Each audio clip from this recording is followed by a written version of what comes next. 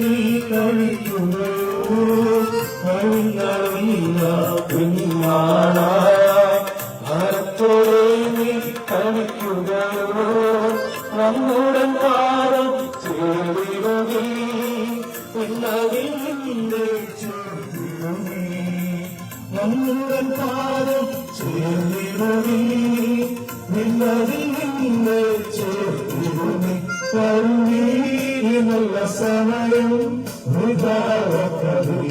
യേശു വിളിച്ചിരുന്നു.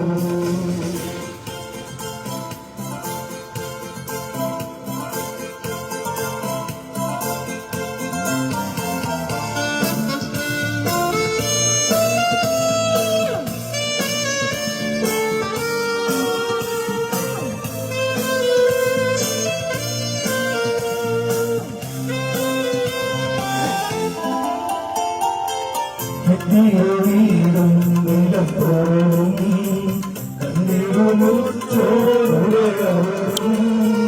എത്തിയ വീടും നിലപ്പോഴും കണ്ണീരുമുറ്റോടും കൂടി കൂടി ജീവൻ കൂടെ വരാതെ കൂടി കൂടി ജീവൻ കൂടെ വരാതെ നല്ല സമയം യേശു വിളിച്ചിരുന്നു.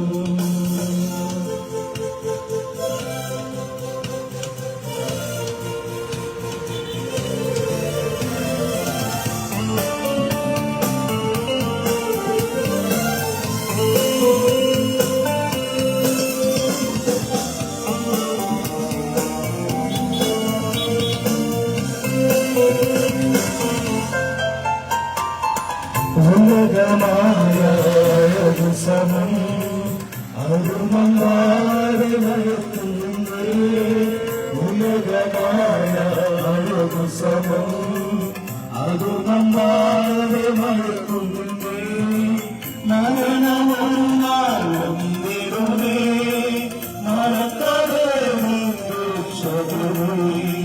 മരണമൊന്നാലും നിരുമേ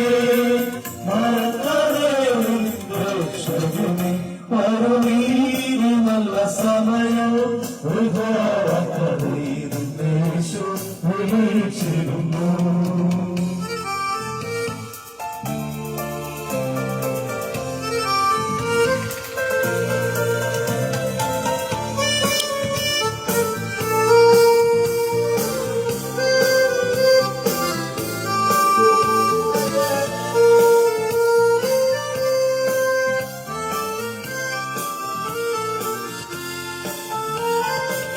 വാനത്തുകീഴെ ഭൂമിയുടെ വനവനേശുമാനവന്റെ വാനത്തുകീഴെ ഭൂമിയുടെ വനവനേശുമാനവന്റെ രക്ഷിക്കാൻ മാർഗം വേറെയില്ല രസലേശു തമ്പഴി രക്ഷിക്കാൻ മാർഗം വേറെയില്ല രക്ഷകരേശു തമ്പഴി വരുവീരി നല്ല സമയം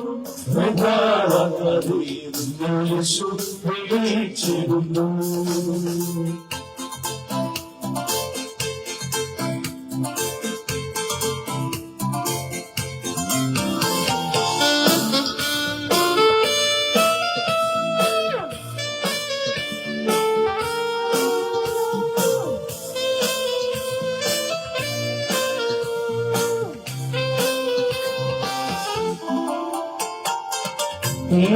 പാപം വ്യാധിയും മറകൊയില്ലാതലീനവും പാപം വ്യാധിയും മറകൊയില്ലാതലീനവും ചുവന്നുതന്നെ സൗഖ്യമാക്കി നടിക്കുന്നവരാ ചുവന്നു നിന്നെ സൗഖ്യമാക്കി നടിക്കുന്നവര വൈകി നല്ല സമയം നിന്നെ യേശു വിളിച്ചിരുന്നു.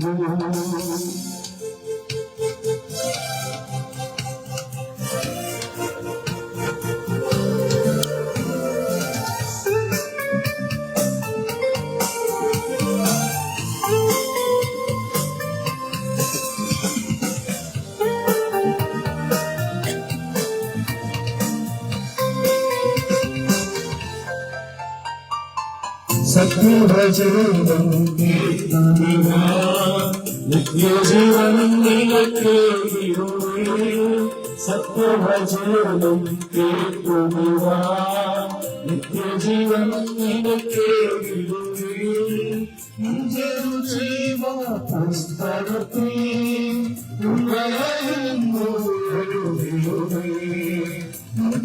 ജീവ പുസ്തകത്തിൽ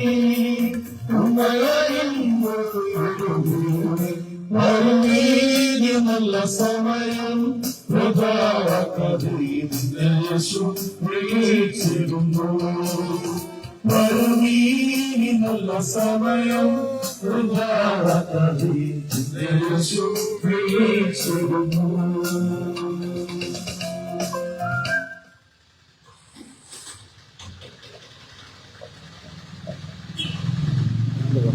എല്ലാ പ്രവർത്തകർക്കും ഒരിക്കൽ കൂടി നിങ്ങളുടെ വചനം അറിയിക്കുന്നു.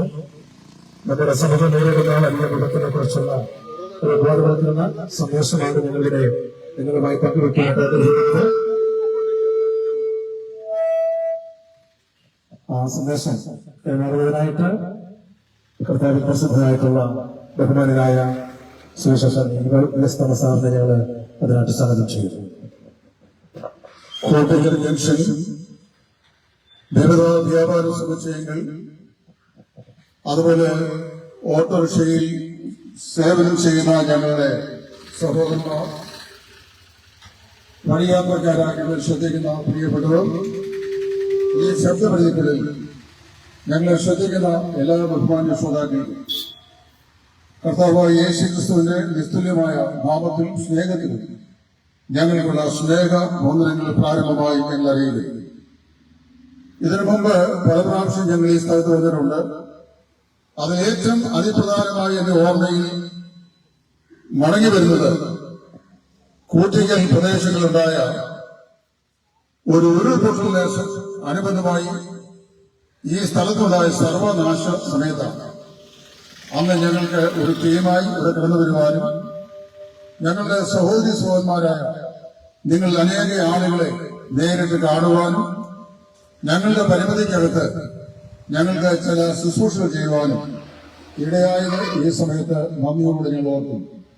അന്നുണ്ടായ തകർന്ന താറുമാറായ അന്തരീക്ഷത്തിൽ നിന്ന് പുനർജീവിപ്പിക്കപ്പെട്ട ഒരവസ്ഥയിലേക്ക് ഈ കവലയും ഈ വഴികളും ഈ പുഴയോരവും സമീപ പ്രദേശങ്ങളും ഉയർത്തപ്പെട്ടു എന്നുള്ളത് ഈ സ്ഥലത്തിന്റെ പ്രാധാന്യത വളരെയധികം ഉദ്ഘോഷിക്കുന്ന അനുഗ്രഹിക്കപ്പെട്ട ഒരു സത്യമാണ്.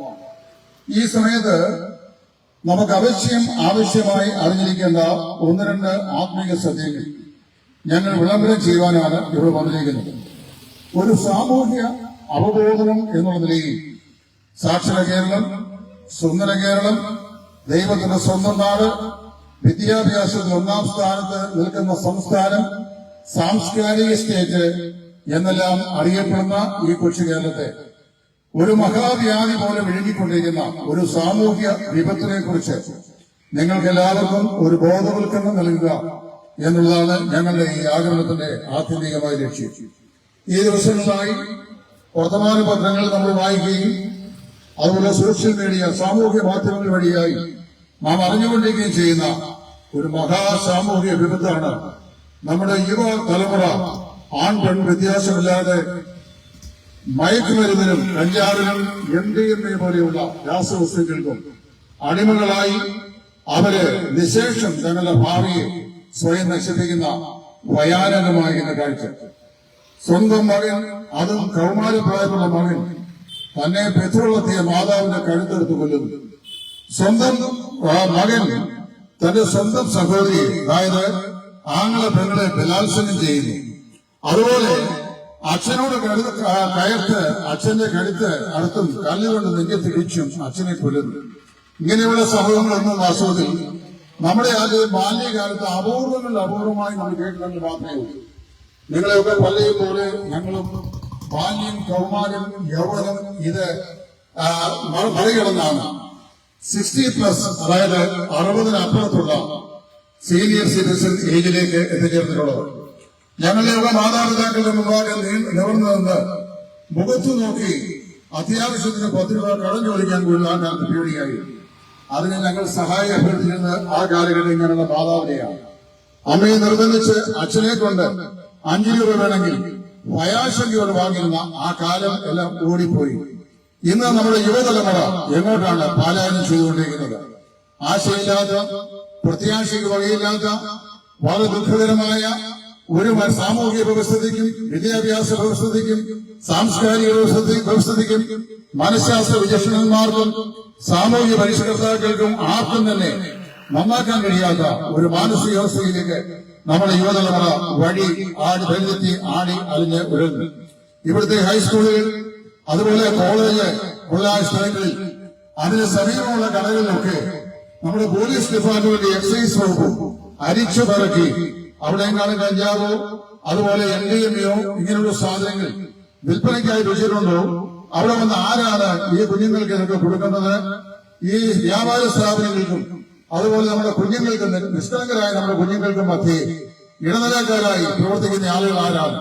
അവരെയൊക്കെ കണ്ടെത്തുവാൻ ബഹുമാനപ്പെട്ട എക്സൈസ് ഡിപ്പാർട്ട്മെന്റും പോലീസ് ഡിപ്പാർട്ട്മെന്റും വളരെ ഗൗരവത്തോടുള്ള അന്വേഷണങ്ങൾ ആരംഭിച്ചിരിക്കുന്ന പോലീസ് ഡിപ്പാർട്ട്മെന്റ് അതിന് ഉത്തരവ് കൊടുത്തിരിക്കുന്ന കാലഘട്ടത്തിലാണ് ഞാനിന്ന് ജീവിക്കുന്നത്.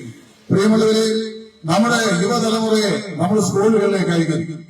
നമ്മൾ ഓമനിച്ചു നമ്മുടെ പിഞ്ചോമനുകളെ നമ്മൾ സ്കൂളുകളിലേക്ക് അയക്കുമ്പോൾ അവിടെ MDMA പോലെ, പഞ്ചസാരയുടെ തരി പോലെ, ഉപ്പിന്റെ തരി പോലെ ഒരു ചെറിയ വെളുത്ത സാധനം കടലാസിൽ പൊതിഞ്ഞോ നഖത്തിന്റെ ഇടയിലോ കൈമാറ്റം ചെയ്തിട്ട് നമ്മുടെ കുഞ്ഞുങ്ങളൊരാൾ അതിലല്പം അവരുടെ നാവിന്റെ അടിയിലിട്ട് കഴിഞ്ഞാൽ, സമീപകാലത്താണ് വിദ്യാർത്ഥികൾക്ക് വേണ്ടിയുള്ള മോട്ടിവേഷൻ സ്പീച്ച് നമ്മുടെ കേരളത്തിന്റെ ബഹുമാനപ്പെട്ട ഹൈക്കോടതിയുടെ ചീഫ് ജസ്റ്റിസ് ആയിരിക്കുന്ന ബഹുമാനപ്പെട്ട ജസ്റ്റിസ് രാമേന്ദ്രൻ സാർ അദ്ദേഹം കുട്ടികൾക്കായി ചെയ്ത ഒരു സ്പീച്ച് എന്നെ ഹൃദാകർഷിച്ചു.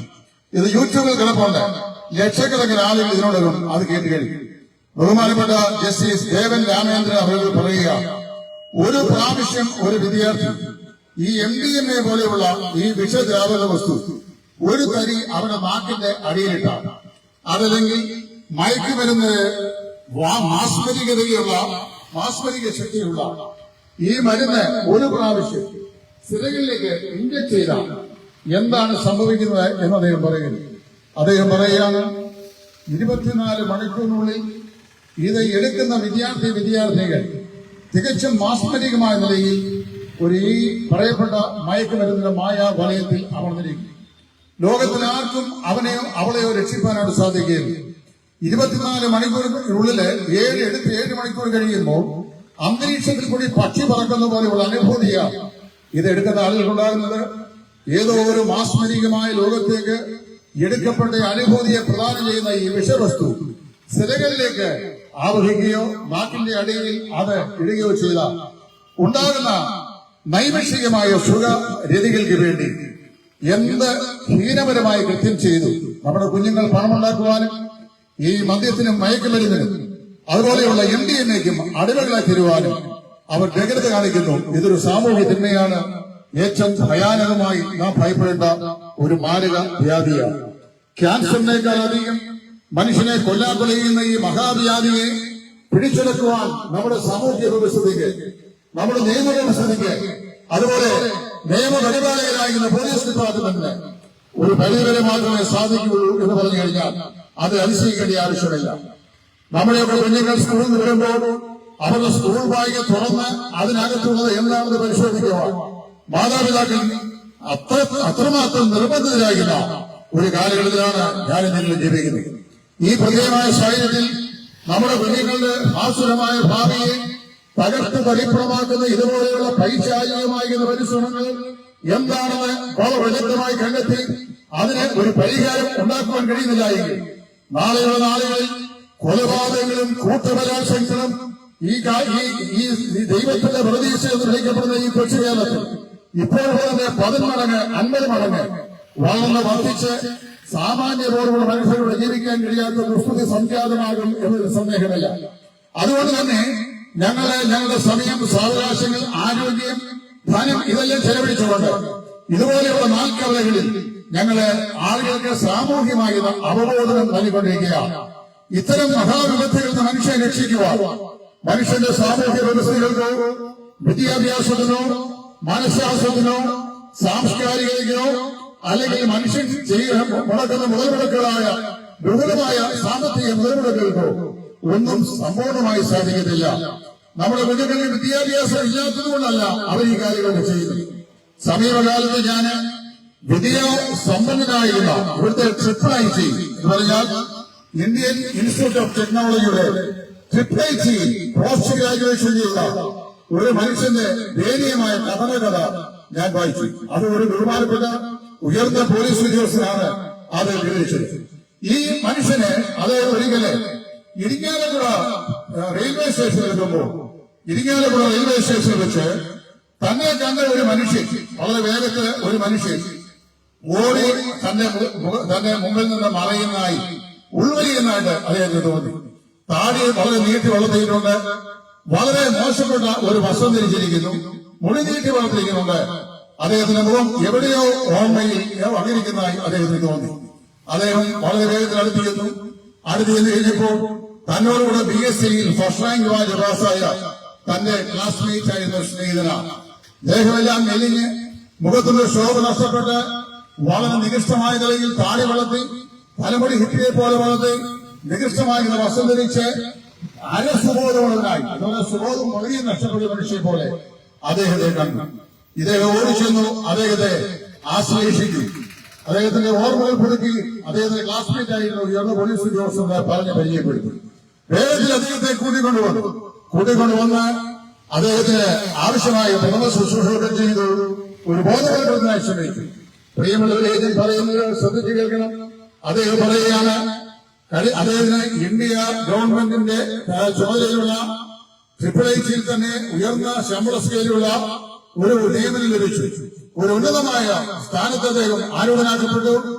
വളരെ ഉയർന്ന പേ അദ്ദേഹത്തിന് കിട്ടി. ഇപ്പോൾ അദ്ദേഹത്തിന് ഒന്നും ചെയ്യാൻ കഴിയാത്ത അവസ്ഥയിലേക്കായി. ദയനീയമായ നിലയിൽ ഇതിന്റെ ശരീരം ക്ഷയിച്ചു, മനസ്സ് തകർന്നു.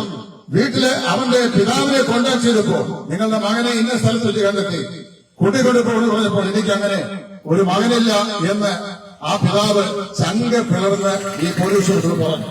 പ്രിയപ്പെട്ടവരെ, എന്താ കാലം അറിയാമോ? മയക്കുമരുന്നിന് അനുഭവപ്പെട്ടു പോയതാണ്. ബോംബെയിൽ ജോലിയിലായിരിക്കുമ്പോൾ കോളേജിൽ വെച്ച് അദ്ദേഹത്തിന്റെ സഹപാഠിയായ ഒരു വിദ്യാർത്ഥി ഒരു ബോംബെ ബീച്ചിൽ ഒരു ദിവസം യാദൃച്ഛികമായി ബീച്ച് സന്ദർശിക്കാൻ അദ്ദേഹത്തെ ക്ഷണിച്ചു. അദ്ദേഹം അവരോട് പോയി.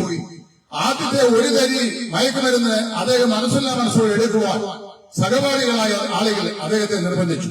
തുടർന്ന് 24 മണിക്കൂർ കഴിഞ്ഞപ്പോൾ ഈ മയക്കുമരുന്നിന് ലഹരിയില്ലാതെ ഒരു മിനിറ്റും കൂടെ ഭൂമിയിൽ ജീവിക്കാൻ കഴിയാത്ത ഒരു മാസ്മരിക ലോകത്തേക്ക് അദ്ദേഹത്തിന്റെ മനസ്സ് തരംതാണ്. അന്നു മുതൽ അദ്ദേഹം ഭയാനകമായ നിലയിൽ ഈ മയക്കുമരുന്ന് അടിമയായി. തന്റെ വിദ്യാഭ്യാസം നശിച്ച്, തന്റെ കുടുംബത്തിന്റെ മാന്യത നശിച്ച്, തന്റെ മാതാപിതാക്കളുടെ അഭിമാനം നശിപ്പിച്ച്, തന്റെ സ്വന്തം ശരീരത്തെയും ജീവിതത്തെയും കുടുംബത്തെയും നശിപ്പിച്ച് അധപ്പതനത്തിന്റെ ഏറ്റവും വലിയ അടിത്തട്ടിലേക്ക് ഈ വിദ്യാസമ്പന്നനായ മനുഷ്യൻ നിബന്ധിച്ചു. പ്രിയമുള്ളവരെ, ഞാൻ പറയട്ടെ, ഇവിടെ വിദ്യാസമ്പന്നോ വിദ്യാവിഹീനോ, സംസ്കാരസമ്പന്നോ സംസ്കാരവിഹീനോ, അതുപോലെ സമ്പന്നനോ ദരിദ്രനോ, വിദ്യാഭ്യാസമുള്ളവരോ ഇല്ലാത്തവരോ ഇതൊന്നും വിഷയമല്ല. എല്ലാ മനുഷ്യരിലും ഈ നിലയില് ഉള്ള വളരെ ദുഷിച്ച പ്രവണതകൾ സ്ഥിതി ചെയ്യുന്നു. എന്താണ് ഇതിന്റെ അടിസ്ഥാനമായ കാരണം? മനുഷ്യൻ ഈ നിലയിലുള്ള വൈകല്യങ്ങൾ, പാപവൈകല്യങ്ങൾ, പാപസ്വഭാവങ്ങൾ അവൻ ചെയ്തുകൊണ്ടുകയും സമൂഹത്തിന് അനുഗ്രഹമായി നാളുകളിൽ ഈ നാടിന്റെ ഭാവി കെട്ടിപ്പടുക്കേണ്ട നമ്മുടെ യുവതലമുറക്ക് ഈ നിലയിലുള്ള ഭയാനകമായ അധപ്പതനം സംഭവിക്കുന്നതിന്റെ അടിസ്ഥാനമായ കാരണം എന്താണ് എന്ന് മനുഷ്യൻ കൂലങ്കക്ഷമായി ചിന്തിക്കേണ്ട കാലഘട്ടം അധിഗമിച്ചിരിക്കുകയാണ്. ഞാൻ പറയുന്നത്, എന്താണ് ഇതിന്റെ കാരണം അറിയാമോ? ഇതിന്റെ കാരണം മനുഷ്യന് വിദ്യാഭ്യാസമില്ലാത്തതല്ല, സംസ്കാരമില്ലാത്തതല്ല, സാമൂഹ്യമായ ഡെവലപ്മെന്റുകളില്ലാത്തതല്ല. ഈ അടുത്ത കാലത്ത് എന്റെ വീട്ടിൽ മഹാരാഷ്ട്രയിൽ നിന്ന് ഒരു സ്നേഹിതന് 10 ദിവസത്തേക്ക് താമസിക്കാൻ വന്നു. അദ്ദേഹം ട്രെയിൻ വഴി യാത്ര ചെയ്ത് ചെങ്ങന്നൂരിനടുത്തുള്ള എന്റെ സ്ഥലത്ത് വന്നിട്ട് എന്നോട് ദൈവം ചോദ്യം ചോദിച്ചു, സാറേ ഈ കേരളം കണ്ടപ്പോൾ ഇത് ഗൾഫ് പോലെ ഞങ്ങൾക്ക് തോന്നുന്നു. ഇവിടെ നിന്ന് ഒരൊറ്റ സാധാരണ വീട് കാണാറില്ല. അസാധാരണമായ പടുകൂറ്റ ബിൽഡിംഗ്, വിലപിടിപ്പുള്ള കാറുകൾ, അത് ഒരു വീട്ടിൽ 4-5 കാറുകൾ, വിദ്യാസമ്പന്നരായ ജനതകൾ, എല്ലാ നിലയിലും കേരളം അതിന്റെ ഔന്നത്യത്തെ പ്രാപിച്ചിരിക്കുക. എന്ന് മാത്രമല്ല, നമ്മുടെ റോഡുകളെ കുറിച്ച് ചിന്തിച്ചു. ഒരു കാലഘട്ടത്തിലെ കുണ്ടും കുഴിയും നിറഞ്ഞ് നമ്മുടെ ഈ റോഡ് ഈ കഴിഞ്ഞ 2 ആഴ്ചക്കുള്ളിൽ ഏകദേശം 600-700 കിലോമീറ്റർ ഞാൻ തെക്ക് മുതൽ വടക്ക് വരെ യാത്ര ചെയ്തു. നമ്മുടെ റോഡുകളെല്ലാം പരവതാനി വിളിച്ചു പോലെ മനോഹരമായ റോഡുകളാണ്. മറ്റ് ഇതര സംസ്ഥാനങ്ങൾക്കില്ലാത്ത വലിയ അഭിവൃദ്ധികളാണ് നമ്മുടെ സംസ്ഥാനം ഉണ്ടായിക്കൊണ്ടിരിക്കുന്നത്. സാമ്പത്തികമായ മുന്നേറ്റങ്ങൾ, റോഡിന്റെ വികസനങ്ങൾ, അത് വ്യാപാര സ്ഥാപനങ്ങളുടെ വികാസ പ്രക്രിയകൾ, ഇൻഡസ്ട്രികൾ, പിന്നെ അതുപോലെ കോളേജുകൾ, സ്കൂളുകൾ, ആതുരാലയങ്ങൾ, ഇവയെല്ലാം അടിക്കടി വളർന്ന് വർദ്ധിച്ചുകൊണ്ട് ഇരിക്കുകയാണ്. ഇതെല്ലാം നമുക്ക് സമൃദ്ധിയായി കിട്ടുന്ന ഒരു കാലഘട്ടം. പക്ഷെ ഇവിടെ വരുന്ന കാര്യമായ ഒരു തകരാറ് സംഭവിച്ചിരിക്കുന്നു. എന്താണ് തകരാറ്? മനുഷ്യനെ കൊണ്ട് സകല സാമൂഹ്യ തിന്മയും ചെയ്യുന്ന അതിഭയാനകമായ ഒരു മാസ്മരിക നെഗറ്റീവ് എനർജി ജന്മസിദ്ധമായി ഏത് മനുഷ്യന് കുഴികൊള്ളുന്നു. എന്താണ് നെഗറ്റീവ് എനർജി? അതിന്റെ പേരാണ് പാപം. ഈശ്വര വിശ്വാസം അധിഷ്ഠിതമായ എല്ലാ മതങ്ങൾ ഏതുമാകട്ടെ, നിങ്ങളുടെ സ്വാതന്ത്ര്യമനുസരിച്ച് നിങ്ങളുടെ മതങ്ങൾ വിശ്വസിക്കാൻ നിങ്ങൾക്ക് അവകാശമാണ്. ഞങ്ങളാരും മതപ്രചാരകരോ, നിങ്ങൾ ആരെങ്കിലും ഞങ്ങൾ പ്രസംഗിക്കുന്ന മതത്തിലേക്ക് വരണം എന്നാൽ മാത്രമേ നിങ്ങൾക്ക് രക്ഷയുള്ളൂ എന്ന് പറയുന്ന ആളുകളുമല്ല. ഞങ്ങൾ വാസ്തവത്തിൽ പ്രസംഗിക്കുന്നത് മതത്തെക്കുറിച്ചല്ല. ഞങ്ങൾ പ്രസംഗിക്കുന്നത് മതചിന്തകൾക്ക് അതീതമായ ദൈവിക പ്രമാണത്തെക്കുറിച്ചാണ്. മനുഷ്യൻ അനിവാര്യമായി മനസ്സിലാക്കേണ്ട യാഥാർത്ഥ്യത്തെക്കുറിച്ചാണ്. പ്രിയമുള്ളവരെ, മനസ്സിലാക്കുക, ഒരു കാര്യം മനസ്സിലാക്കുക, മനുഷ്യന് എന്തോ തകരാറ് സംഭവിച്ചിരിക്കുന്നു.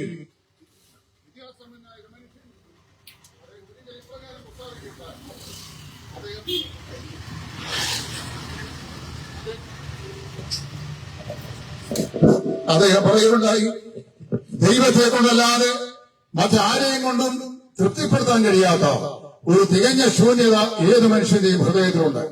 ഏത് മനുഷ്യന്റെ മുഖത്തേക്ക് സൂക്ഷിച്ചു നോക്കൂ, സന്തോഷമില്ലാത്ത, സംതൃപ്തിയില്ലാത്ത, സമാധാനമില്ലാത്ത ഒരു മുഖച്ഛായ ഏത് മനുഷ്യനിലും അത് വളരെ നിഗൂഢമായിട്ടെങ്കിലും നമുക്ക് ദർശിക്കാനായിട്ട് സാധിക്കും.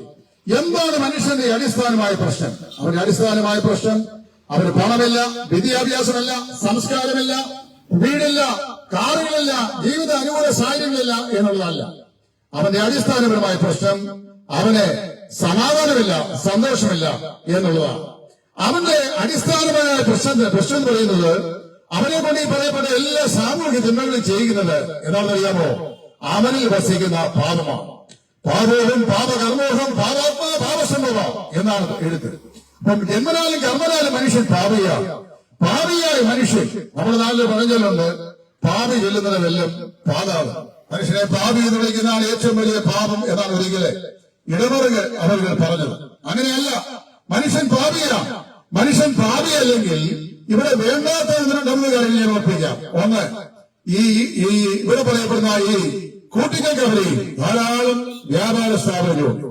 വൈകിട്ട് 7, 8, 9 മണി വരെയാണ് നിങ്ങളുടെ കച്ചവടങ്ങൾ. അല്ലെങ്കിൽ 9 മണിയാകുമ്പോൾ ഈ വ്യാപാര സ്ഥാപനങ്ങളെല്ലാം ഇതിന്റെ ഷട്ടറടയ്ക്കും. ഷട്ടറിന് ശേഷം വളരെ കട്ടിയുള്ള 1, 2, 3 ഗോദ്രേജിന്റെ താഴുകൊണ്ട് ഇത് പൂട്ടും. ഇത് പൂട്ടിയിട്ട് നിങ്ങളുടെ വീടുകളിലേക്ക് പോകുകയുള്ളൂ. ഓട്ടോറിക്ഷ ഓടിക്കുന്ന എന്റെ സ്നേഹിതന്മാരും ഞാൻ അടുത്ത കാലത്ത് 2-3 ഓട്ടോയിൽ കയറി യാത്ര ചെയ്യുമ്പോൾ ഓട്ടോയുടെ ബാറ്ററി ഞങ്ങളോട് പൂട്ടിയിട്ടേക്കുന്നത്. ഞാൻ ചോദിച്ചത് ഈ ബാറ്ററി പൂട്ടിയിട്ടേക്കുന്നത്? അപ്പോൾ സാറേ, ഈ ബാറ്ററി ഒരിക്കൽ മോഷണം പോയി. ഓട്ടോറിക്ഷ ഓടിച്ച് ഉപജീവനത്തിനായി ജീവിക്കുന്ന സ്നേഹിതന്റെ ഓട്ടോറിക്ഷയിൽ ഘടിപ്പിച്ചിരുന്ന ബാറ്ററിയും ഓടിച്ചുകൊണ്ട് ഏതോ കള്ളൻ പോയി. അപ്പൊ അത് പോയി. അതിനുശേഷം യാതൊരു ചട്ടക്കൂട്ടിലെ എഴുതി വെച്ചിരിക്കുന്ന പ്രമാണങ്ങൾ കൊണ്ടും സാങ്കല്പികമായിരിക്കുന്ന ആശയങ്ങൾ കൊണ്ടും മനുഷ്യന്റെ ശാശ്വതമായ പ്രശ്നത്തിന് പരിഹാരം വരുത്താൻ കഴിയുകയില്ല. മനുഷ്യന്റെ പാപപ്രശ്നത്തിന് പരിഹാരം വരുത്താനായിട്ട് കഴിയുകയില്ല. ഞങ്ങൾ ഒരിക്കലും പറയുകയില്ല, ഞങ്ങൾ പ്രസംഗിക്കുന്ന ക്രൈസ്തവ വിശ്വാസമായതുകൊണ്ട് ഞങ്ങളുടെ പള്ളികളിൽ വന്നാൽ നിങ്ങൾക്ക് മോക്ഷം കിട്ടുമെന്ന് ഞങ്ങൾ പറയുകയില്ല. മോക്ഷം നിലവാൻ, പാവം നിലവാൻ പാതിരികൾക്ക് സാധിക്കത്തില്ല, സന്യാസി വരേന്മാർക്ക് സാധിക്കത്തില്ല, മുനിമാർക്ക് സാധിക്കത്തില്ല, ലോകത്തിൽ ആർക്കും സാധിക്കത്തില്ല.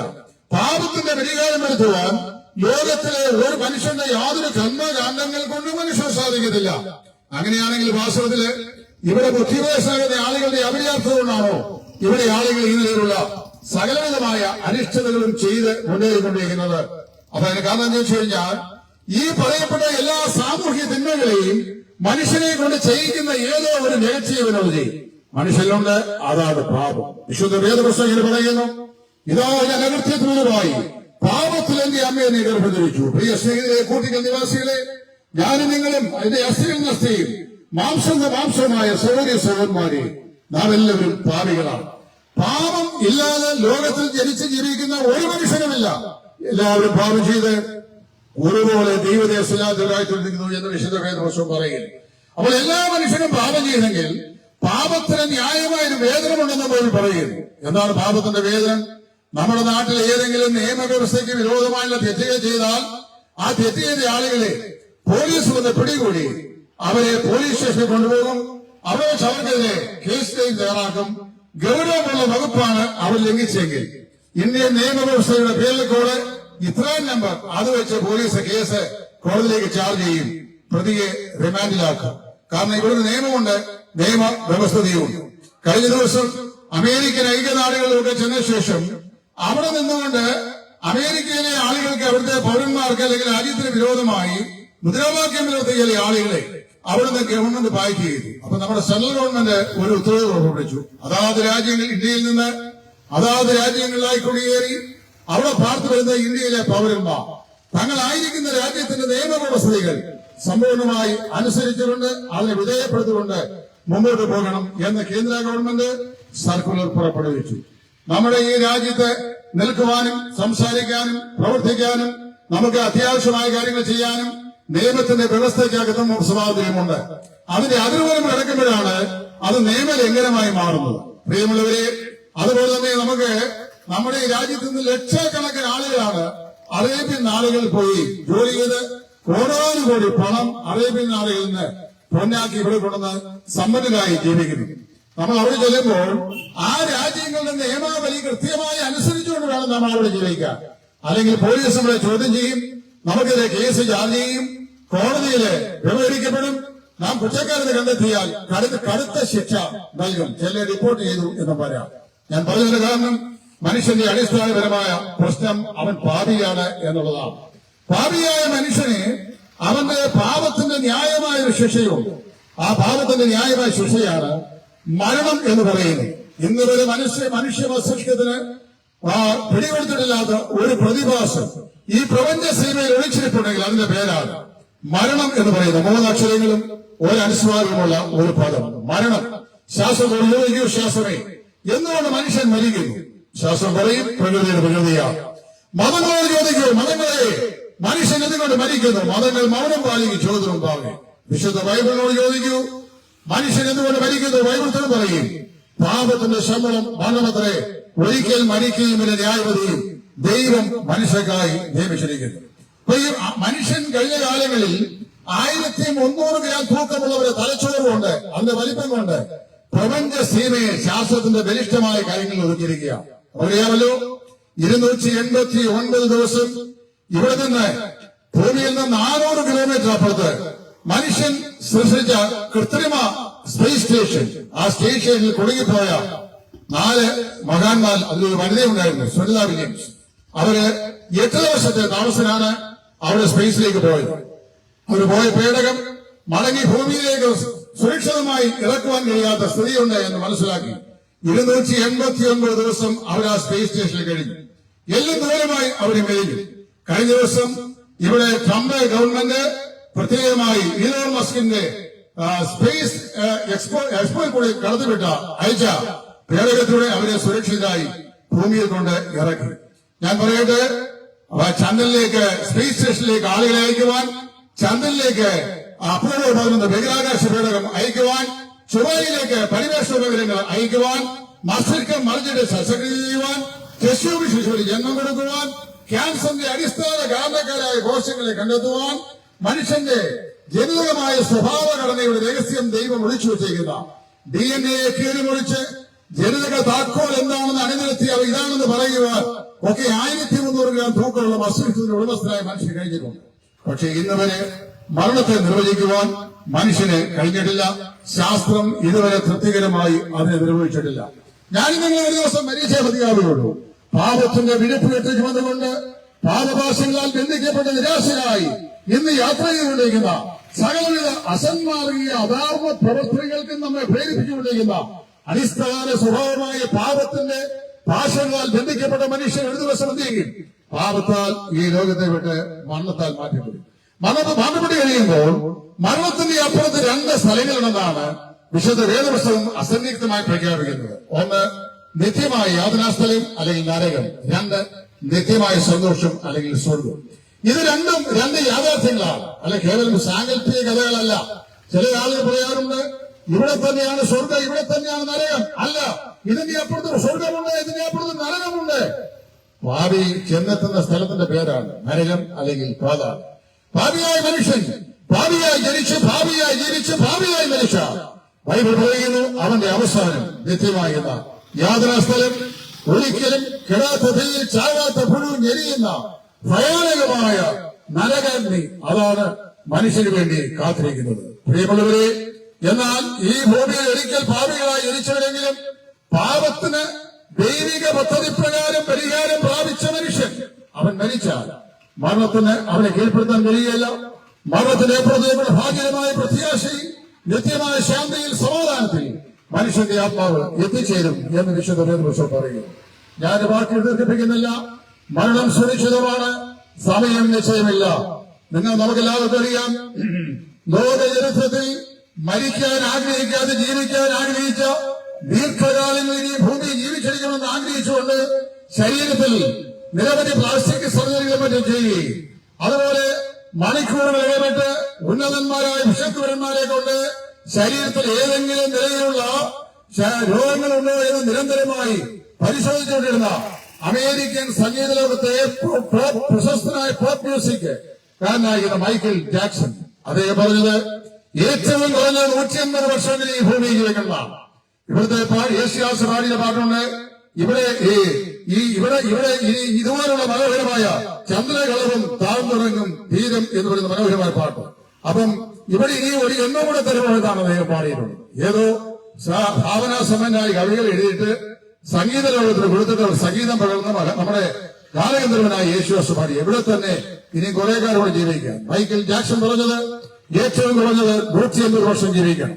ഇടവിട്ട് അദ്ദേഹം സൗന്ദര്യ വർത്തക വസ്തുക്കൾ ധാരാളം ഉപേക്ഷിക്കും. ശരീരത്തിലെ സ്കിന്നുകളെല്ലാം പൊളിച്ച് പ്ലാസ്റ്റിക് സർജറി ചെയ്തു സൗന്ദര്യ വർദ്ധന വരുത്തി. മരിക്കാതിരിക്കുവാൻ മനുഷ്യ മസ്തിഷ്കം കണ്ടെത്തിയ എല്ലാ ആധുനിക സജ്ജീകരണങ്ങളും അദ്ദേഹം ഉപയോഗിച്ചു. 12ലധികം ഡോക്ടർമാരെ തന്റെ മനോഹരമായ ദന്തമന്ദിരത്തിൽ അദ്ദേഹം പാർപ്പിച്ച് തന്റെ ആരോഗ്യ സുരക്ഷ ഉറപ്പുവരുത്തിക്കൊണ്ടിരുന്നു. പക്ഷേ 2009 ജൂൺ മാസം ഒരു പ്രഭാത ദിവസത്തിൽ അദ്ദേഹത്തിന് ഹൃദയസ്തംഭനമുണ്ടായി. ലോസ് ആഞ്ചലസ് എന്ന് പറയുന്ന അമേരിക്കൻ സ്റ്റേറ്റിലെ ഒരു CSI ചർച്ചിന്റെ വക പ്രസിദ്ധമായ ഒരു ആശുപത്രിയിലേക്ക് അദ്ദേഹത്തെ മാറ്റി. 50-ാമത്തെ വയസ്സിൽ 180 വയസ്സെങ്കിലും കുറഞ്ഞത് ജീവിക്കണമെന്ന് ആഗ്രഹിച്ച് ശരീരത്തിന്റെ ആരോഗ്യ സംരക്ഷണം ചെയ്ത മൈക്കിൾ ജാക്സൺ 50-ാം വയസ്സിൽ മരണത്തിന്റെ കരാള കഷ്ടങ്ങൾക്ക് പിടികൊടുത്ത് ഭൂമിയെ വിട്ട് മാറ്റപ്പെട്ടു. നാടൻ പാട്ടുകളെ ജനകീയമാക്കിയ നമ്മുടെ ജനപ്രിയനായ കലാഭവൻ മണി 100 കോടി രൂപയുടെ ആസ്തി അദ്ദേഹത്തിനുണ്ടെന്നാണ് ഇവിടുത്തെ സാമ്പത്തിക ലോകം കണക്കാക്കി പറഞ്ഞിട്ടുള്ളത്. സ്വന്തം ശരീരത്തിന്റെ ആരോഗ്യത്തെ സൂക്ഷിച്ചുകൊണ്ടിരുന്ന തന്റെ ശരീരത്തിന്റെ ആരോഗ്യ രഹസ്യമായിരുന്ന കാരൽ രോഗം കാർന്ന് തിന്നുകൊണ്ട് അദ്ദേഹം മരണത്തിന്റെ അവസ്ഥ ഏറ്റവും ഒടുവിലത്തെ പണിയിലേക്ക് നടന്നു വെക്കുന്നതും കലാഭവൻ പണിക്ക് മനസ്സിലാക്കുവാൻ കഴിഞ്ഞില്ല. ഹാസ്യ നടിയായി അറിയപ്പെടുന്ന കൽപ്പന അവരെ ഒരിക്കൽ മറക്കാൻ കഴിയില്ല. അവർ മരിക്കുമ്പോൾ ഏക മകൾ പോലും മന്നശയിൽ അവരോട് ഉണ്ടായിരുന്നില്ല. അന്ത്യ നിമിഷത്തിൽ സാക്ഷ്യം വഹിക്കാൻ കഴിഞ്ഞില്ല. തമിഴ്നാടിന്റെ ഏറ്റവും പ്രശസ്തയായ ഏറ്റവും അംഗീകാരമുള്ള പരീക്ഷി തലവി എന്നറിയപ്പെടുന്ന ശ്രീമതി ജയലളിത 2 മാസക്കാലം ചെന്നൈയിലെ ആശുപത്രിയിൽ മരിച്ചു കിടന്നോ അതോ മരണശികയിൽ കിടന്നോ ഇന്നും നമുക്കറിയാൻ വയ്യ. പത്രവൃത്താന്തങ്ങൾ പറയുന്നത് മാത്രമേ നമുക്കുള്ളൂ. 10,000 കോടി രൂപയുടെ ആസ്തിയുള്ള ആളാണ്. 10,000 കോടി രൂപയുടെ ആസ്തിയുള്ള ജയലളിതയും പിന്നെ ഹാസ്യ നടിയായി കേരളറിയപ്പെട്ട കൽപ്പനയും നാടൻ ഭാഷകളെ ജനകീയമാക്കിയ കലാഭവൻ മണിയും 180 വർഷമെങ്കിലും ഇനി ഇവിടെ ജീവിക്കുന്നുള്ളത് മൈക്കിൾ ജാക്സണും മരണത്തിന്റെ തണുത്ത കാര്യങ്ങൾ അവരെ സ്പർശിച്ചപ്പോൾ ഈ പ്രപഞ്ചത്തെ വിട്ട് മാറുന്നതായി വന്നു. എങ്കിൽ പ്രിയമുള്ളവരെ, കൂട്ടിക്കൽ കവളയിൽ ഞങ്ങൾ ശ്രമിക്കുന്ന മാന്യ ശ്രോതാക്കളെ സൗരസൗരന്മാരെ, ഞാനും നിങ്ങളും ഒരു നാൾ മരണത്തിന്റെ പിടിയിൽ അമർത്തപ്പെടും. മരണം നമ്മെ പിടികൂടും. അരനിമിഷം വിചാരിച്ചാൽ മരണമൊന്നും നിങ്ങളെ തേടി അവർ നിൽക്കുകയില്ല. മരണമെന്ന വാദനയോടെ നിങ്ങൾ ഈ ലോകത്തെ മറുപടിയായി പോകേണ്ടതായി പോയോ? എന്നാൽ ഞാൻ ചോദിക്കട്ടെ, നിങ്ങളുടെ മരണാന്തര ജീവിതം നിങ്ങൾ എവിടെ ചെലവഴിക്കും? നിത്യമായ യാതനാസ്ഥലത്തോ അതോ നിത്യമായ സ്വർഗത്തിലോ? മനുഷ്യന്റെ പാപപ്രശ്നത്തിന് ശാശ്വതമായ പരിഹാരം എടുക്കുവാൻ മതങ്ങൾക്കും ഇസങ്ങൾക്കും പ്രത്യയശാസ്ത്രങ്ങൾക്കും സാമൂഹിക വ്യവസ്ഥകളെ കൈകാര്യം ചെയ്യുന്ന പരിഷ്കർത്താക്കളായ ആളുകൾക്കും മസ്തിഷ്കമല്ലന്മാരായ സാമൂഹിക ആചാര്യന്മാർക്കും ആർക്കും കഴിയാതെ പോയപ്പോൾ ഇത് സ്വർഗത്തിൽ നിന്ന് മനുഷ്യനായി ഈ ഭൂമിയെ സന്ദർശിച്ച് 33 വർഷക്കാലം ഭൂമിയിൽ മനുഷ്യനായി ജീവിച്ച് പാപമൊഴികെ സകലത്തിലും നമ്മിൽ ഒരുവരെ പോലെ പരീക്ഷിതരായി 33 തിരുവശരീരത്തിൽ മാനവരാശിയുടെ മുഴുവൻ പാപത്തിന്റെ ഭാണ്ഡവും മനസ്സോടെ ചുമലേറ്റുകൊണ്ട് കാൽവല്ലെ മലക്കുരിശിലേക്ക് നടന്നെടുത്ത് 2 കള്ളന്മാർ നടന്ന് ക്രൂശിതനായി അരിമത്തിലെ യോസഫിന്റെ കലയിൽ സംസ്കരിക്കപ്പെട്ട് 3-ാം ദിവസം മരണത്തെ ജയിച്ച് ഹേ മരണമേ നിന്റെ ജയം എവിടെ? ഹേ മരണമേ നിന്റെ വിഷമുള്ള എവിടെ? മരണത്തിന്റെ വിഷമുള്ള പാപത്തിന്റെ ശക്തിയോ ന്യായപ്രമാണെന്ന് പറഞ്ഞുകൊണ്ട് ഇതാ മരണത്തിന്മേൽ ജയഭേര് മുഴക്കുകയാണ്. ജയഭീരനായ കർത്താവായ യേശു ക്രിസ്തു. ആ യേശു ക്രിസ്തു പറയുന്നു, നിങ്ങളുടെ പാപങ്ങൾ എത്ര കടിഞ്ഞുറപ്പായിരുന്നാലും അത് ഹിമം പോലെ വെളുക്കും, എത്ര രക്താന്തരം പോലെ കടിഞ്ഞുറപ്പായിരുന്നാലും അത് പഞ്ഞി പോലെ ആയിത്തീരും. മതങ്ങൾക്ക്, ഇസങ്ങൾക്ക്, പ്രത്യയശാസ്ത്രങ്ങൾക്ക്, തത്വശാസ്ത്രങ്ങൾക്ക്, മനഃശാസ്ത്ര വിചക്ഷണന്മാർക്ക് ആർക്കും നിങ്ങളുടെ പ്രശ്നങ്ങൾക്ക് പരിഹാരം വരുത്തുവാൻ കഴിയുകയില്ല. അവരൊക്കെ ഒരു പരിധിവരെ നിങ്ങളെ സഹായിച്ചു വരാം. എന്നാൽ പ്രിയ സ്നേഹിതരെ, നിങ്ങളുടെ പാപപ്രശ്നത്തിന് സമ്പൂർണമായി പരിഹാരം നിർദ്ദേശിക്കുന്ന ഒരേ ഒരു വൈദ്യനെ ഈ ഭൂമിയിലുള്ളൂ. അവനാണ് മരണത്തെ ജയിച്ച് ജയാളിയായി ജീവിക്കുന്ന നസ്രയനായ യേശു ക്രിസ്തു. കർത്താവ് പ്രകാരം പറഞ്ഞു, ദ്വാഹിക്കുന്നവരും ഭാര്യമാരെ നിങ്ങളെല്ലാവരും എന്റെ അടുക്കൽ വരുകയും ഞാൻ നിങ്ങളെ ആശ്വസിപ്പിക്കും. ഈ കർത്താവായ യേശുവിൽ അയാൾ വിശ്വസിച്ച് അവന്റെ അടുക്കൽ വരുന്നവരെ അവർ ഒരു നാളും കൈവിടുകയില്ല എന്ന് കർത്താവ് പറഞ്ഞിട്ടുണ്ട്. കഴിഞ്ഞ 2000 വർഷങ്ങളായി സാമൂഹ്യ തിന്മകൾ ചെയ്ത് സമൂഹത്തിലെ ശാപമെന്ന ലോകത്താൽ വിധി എഴുതപ്പെട്ട് ഒരിക്കലും ജനിക്കാനെങ്കിൽ കൊള്ളായിരുന്നുവെന്ന് മാതാപിതാക്കൾ ശപിച്ച് പുറന്തള്ളിക്കളഞ്ഞ എത്രയോ യുവതലമുറയെ പ്രയോജനമുള്ളവരായി, ആളുകൾക്ക് പ്രയോജനമുള്ളവരായി, ദൈവത്തിന് പ്രയോജനമുള്ളവരായി, സമൂഹത്തിന് പ്രയോജനമുള്ളവരായി പരിവർത്തനപ്പെടുത്തിയ അനുഗ്രഹീതമായ സന്ദേശമാണ് സുവിശേഷത്തിന്റെ സന്ദേശം. ഈ കർത്താവായ യേശു ക്രിസ്തുവിൽ വിശ്വസിക്കുക എന്ന് പറയുന്നത് മതപരിവർത്തനമല്ല, അത് ഹൃദയത്തിന്റെ പരിവർത്തനമാണ്. നിങ്ങൾ ഏത് വിശ്വാസം നിന്നോട്ടെ അവിടെ തന്നെ നിൽക്കുക. നിങ്ങൾ ഏത് മതത്തിൽപ്പെട്ട ആളാകട്ടെ അവിടെ തന്നെ നിൽക്കുക. നിങ്ങളുടെ പള്ളി മാറേണ്ട, മതം മാറേണ്ട, യാതൊന്നും മാറേണ്ട, നിങ്ങൾ ഒന്നും ചെയ്യേണ്ട. നിങ്ങൾ ഒരു കാര്യം മാത്രം സമ്മതിക്കുക, ഞാൻ ഒരു പാപിയാണ്. എന്റെ പാപത്തിന്റെ ശാശ്വതമായ പരിശാന്തിക്കാണ് നസ്രയനായ യേശു ക്രൂശിന്മേൽ കയറി മരിച്ച് അടക്കപ്പെട്ട് 3-ാം ദിവസം ഉയർത്തെഴുന്നേറ്റത്. കർത്താവായ യേശു, അങ്ങ് എന്റെ പാപത്തിന് വേണ്ടി മരിച്ചു എന്ന് ഞാൻ പൂർണ്ണമായി വിശ്വസിക്കുന്നു. അങ്ങേക്കായി എന്റെ ഹൃദയത്തെയും എന്റെ ജീവിതത്തെയും ഞാൻ സമർപ്പിച്ചേൽപ്പിക്കുന്നു. അങ്ങനെ പറഞ്ഞുകൊണ്ട് കർത്താവിനിടയിലേക്ക് വിശ്വാസം വരുന്ന ഏവനെയും കർത്താവ് കൈക്കൊള്ളും, സ്നേഹിക്കും, അവന് നിത്യജീവൻ നൽകും. അവന്റെ പാപത്തിന്റെ ഭയാനകമായ കറ തന്റെ പരിപാലനമായ രക്തത്താൽ അവിടുന്ന് കഴുകി നിങ്ങളെ വിശുദ്ധീകരിക്കും. ഈ അഭിനവമായ അനുഭവം നിങ്ങളുടെ ജീവിതത്തിൽ സ്വായത്തമാക്കുവാൻ സർവശക്തനായ ദൈവം സർവ്വതാ നിങ്ങൾക്ക് സംഗതിയാകട്ടെ എന്ന് ആത്മാർത്ഥമായി പ്രാർത്ഥിച്ചുകൊണ്ട് നിങ്ങൾക്ക് എല്ലാവർക്കും നന്ദി പറഞ്ഞുകൊണ്ട് ഞങ്ങളുടെ വാക്കുകൾക്ക് വിരാമം കുറിക്കുന്നു. ദൈവം എല്ലാവരെയും അനുഗ്രഹിക്കുമാറാകട്ടെ. ആമേൻ.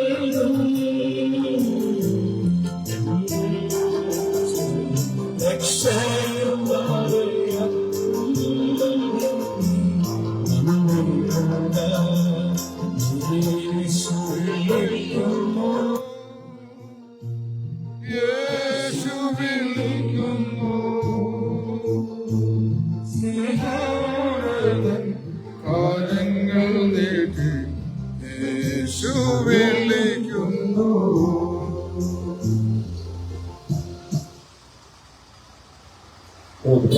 പരിശുദ്ധമായ ദൈവമേ, പിതാവേ, നന്ദിയോടെ കർത്താവിനെ സ്തുതിക്കുന്നു. ഈ കുട്ടികൾ കടന്നു വന്നു അവരെ ഞങ്ങൾ സന്ദേശം അറിയിക്കുവാനാണ് ദാസനെ ദൈവം ശക്തിയായ സ്തോത്രം. കേട്ട പ്രിയപ്പെട്ടവരെ എല്ലാം ദൈവം അനുഗ്രഹിക്കുന്നു. ആരെങ്കിലും സമാധാനമില്ലാതെ സന്തോഷമില്ലാതെ ഭാരപ്പെടുന്നെങ്കിൽ ദൈവിക സമാധാനത്താൽ ദൈവം നൽകണം. ബിസിനസ് ചെയ്യുന്ന ടാക്സി ഓടിക്കുന്ന വന്നു പോകുന്ന സകല ജനത്തെ ഞാൻ അനുഗ്രഹിച്ച് പ്രാർത്ഥിക്കുന്നു. മറ്റു സ്ഥലത്തേക്ക് കടന്നു പോകുന്ന ദൈവം സൂക്ഷിക്കും. ദൈവം അനുഗ്രഹിക്കായി സ്തോത്രം. യേശു ക്രിസ്തുവിന്റെ നാമത്തിൽ തന്നെ ആമേൻ.